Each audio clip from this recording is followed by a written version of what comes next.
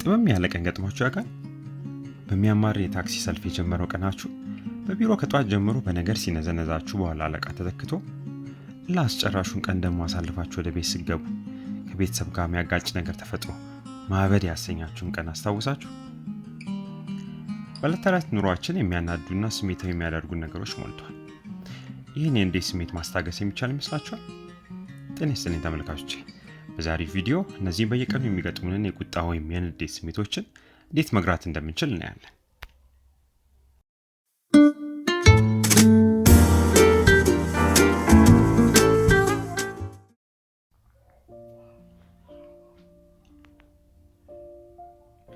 ቁጣና ጭንቀት ሰውነታችን በተፈጥሮ ስጋት ለሚያጭሩብን ነገሮች የሚሰጠው የማምለጥ ወይም መጋፈጥ ፋይት ኦር ፍላይት ምላሽ አካል ነው። ብዙ ጊዜ የሚሰማን የንዴት ስሜት በዋነኝነት የአቅም ማጣት ማሳያ ሲሆን ማስተካከል ወይም መቆጣጠር ያልቻልናቸው ክስተቶች ብዙውን ጊዜ ወደ ንዴት ይቀየራሉ። ከዚህ በተጨማሪ ንዴት ብዙውን ጊዜ ከልጅነታችን ጀምሮ ያዝናቸው የመገፋት፣ የመገለል፣ ትኩረት የማጣት በአጠቃላይ የአእምሮ ቁስል ውጤትም ሊሆን ይችላል። ቁጣ ወይም ንዴት በሚሰማን ጊዜ የሚከተሉት ሁነቶች በሰውነታችን ላይ ይከሰታሉ።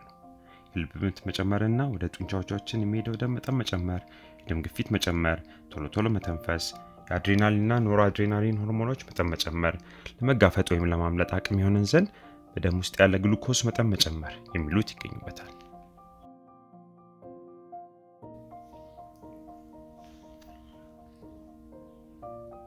ለንዴት 3 አይነት ምላሾችን መስጠት እንችላለን።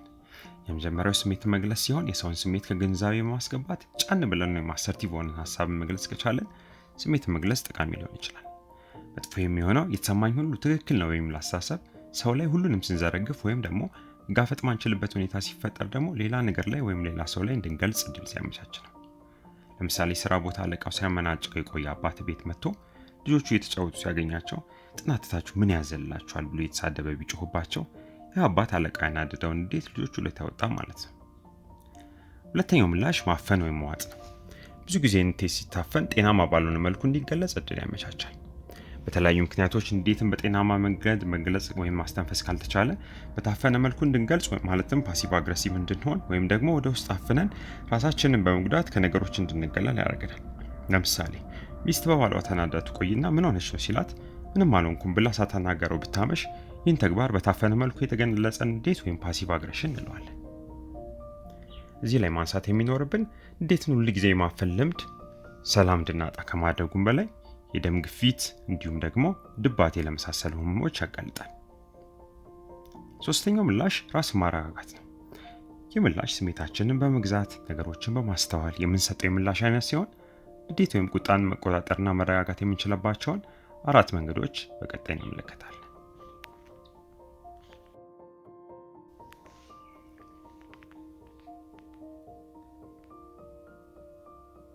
ንዴትን የመቆጣጠር ግቡ ከንዴት ጋር ተያይዘው የሚመጡ ስሜቶችን እንዲሁም አካላዊ መነቃቃትን መቀነስ ነው።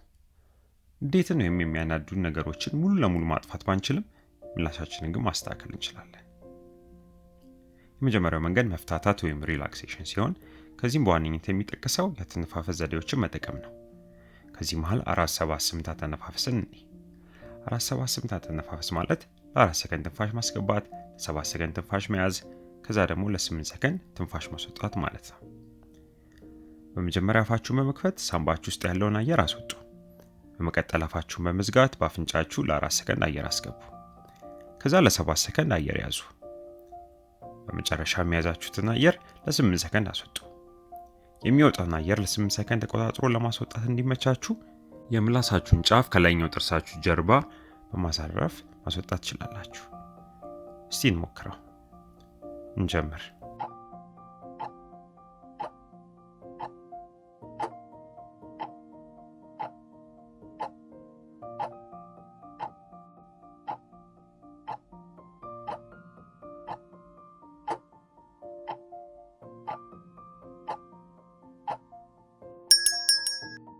በጣም አሪፍ። ይህን ለ4 ዙር ሞክሩት። መጀመሪያ ለውጥ ላታስተውሉ ትችላላችሁ፣ ነገር ግን በተደጋጋሚ ማድረግ ከዚህ በተጨማሪ ውጥረትን ለመቀነስ፣ የልብ ደህንነትን ለማሻሻል እንዲሁም እንቅልፍ ቶሎ እንዲወስደን እንደሚያደርግ ጥናቶች ያሳያሉ። ሁለተኛው አስተሳሰብ ማስተካከል ወይም ኮግኒቲቭ ሪስትራክቸሪንግ ሲሆን ከፍተኛ የሆነ የንዴት ስሜት በሚሰማን ጊዜ እሳቱ ላይ ጋዝ የሚያርከፈክፉ ማለትም እንደ ሁሉ ነገር ተበላሽቷል፣ ሁሉ ነገር አስጠልቶኛል አይነት አገላለጾችን በመተው በምትኩ ለሁኔታው ከባድነት እውቅና በመስጠት መናደድ ራስን ከመጉዳት የዘለለ ጥቅም እንደሌለው ለራስ መናገር ያስፈልጋል። ለምሳሌ የተፈጠረው ነገር በጣም ያናዳል፣ ነገር ግን ይህ ዓለም መጨረሻ አይደለም። ከዚህ በፊት ሌሎች ከባድ ሁኔታዎች ውስጥ ገብቼ እንዳሰብኩት ሁሉ ነገር አልፈራረሰም። እስኪ ትንሽ ልረጋጋ ማለት እንችላለን። ብዙ ጊዜ በተለይ ደግሞ ከሰዎች ጋር ስንጣላ የምንጠቀማቸውን ሁለተኛ ወይም ሁሌ ከሚሉ አገላለጾች በመቆጠብ ከዚህ በፊት ሁሌ ወይም ሁለተኛ ያልናቸው ነገሮች ስሜታችን ሲያልፍ እንደሚስተካከሉ፣ የመወሰን ችግር ኖሮብንም መቁረጥ ያልቻልናቸው ነገሮች ማለትም ሁለተኛ ማለታችን ትክክል ሆኖ ነገር ግን መወሰን አቅቶን ከሆነ በትክክል ለመወሰን መጀመሪያ መረጋጋት እንደሚያስፈልግ ማሰብ ጠቃሚ ይሆናል። በንዴት ጊዜ አትወስን፣ በደስታ ጊዜ ቃል አትግባ እንደሚባለው አባባል ማለት ነው።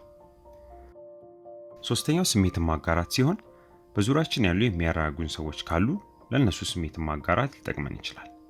ስሜታችንን በምናጋራበት ወቅት ግን የተሰማንን በመናገር ፋንታ ስለ ሰውም ሆነ ስለ ሁኔታ ማማረር ከጥቅሙ ይልቅ ጉዳቱ በማመዘን ወደ ባሰ ንዴትና ቂም ሊያስገባን ይችላል። ስለ ሰው ወይም ስለ ሁኔታ ማማረር ስለ ሰውየው ወይም ስለ ሁኔታው እንድንረሳ ሳይሆን ይበልጡኑ የተፈጠረው ነገር ላይ የተብሰለሰለን እንድንቆይ ያደርገናል። አራተኛ እንቅስቃሴ ማድረግና በሌሎች ተግባራት ላይ መጠመድ ሲሆን በንዴት ጊዜ ሰውነታችን ለመጋፈጥ ወይም ለማምለጥ የሚሆነውን አቅም ያከማቻል።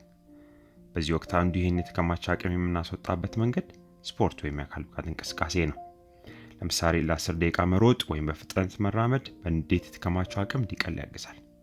ሌላው መፍትሄ በሌሎች ተግባራት መጠመድ ሲሆን ቤት ውስጥ ካሉ እንደ ዕቃ ማጠብ፣ ቤት ማስተካከል፣ የተበላሸ ነገር መጠገን፣ ከልጆች ጋር መጫወትና ሌሎች ተግባራትን መከወን የተጠራቀመው አቅም በጥሩ ሁኔታ እንዲጎልና እንድንረጋጋ ያግዘናል።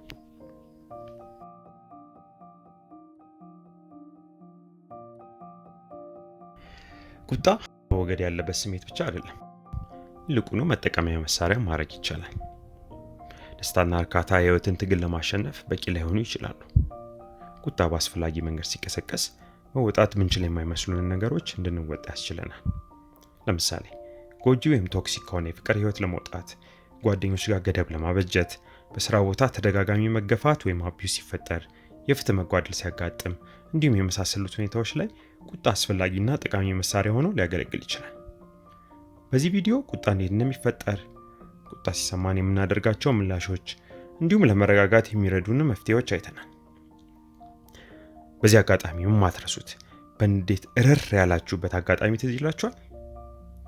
ለማመን በሚከብድ ሁኔታስ ራሳችሁን የተቆጣጠራችሁበት ጊዜስ? ኮሜንት ላይ አስተያየት ስጡበት። ቁጣ የሚያጠቃው ሰው መሆን አለመሆናችሁ ማወቅ ከፈለጋችሁ የቁጣ መጠይቆች ከስር ተያይዘዋል። በተጨማሪነት ለማጣቀሻነት የተጠቀምኳቸውን ጥናታዊ ጽሑፎች እንዲሁም የመረጃ ምንጮች ማግኘት ትችላላችሁ። በዚህ ቪዲዮ ከተጠቀማችሁ ላይክ እንዲሁም ሼር፣ በቀጣይነት የምለቃቸውን ጠቃሚ ቪዲዮዎች እንዲደርሷችሁ ሰብስክራይብ ማድረግ አትርሱ። በቀጣይ ቪዲዮ እስክንገናኝ ቻው።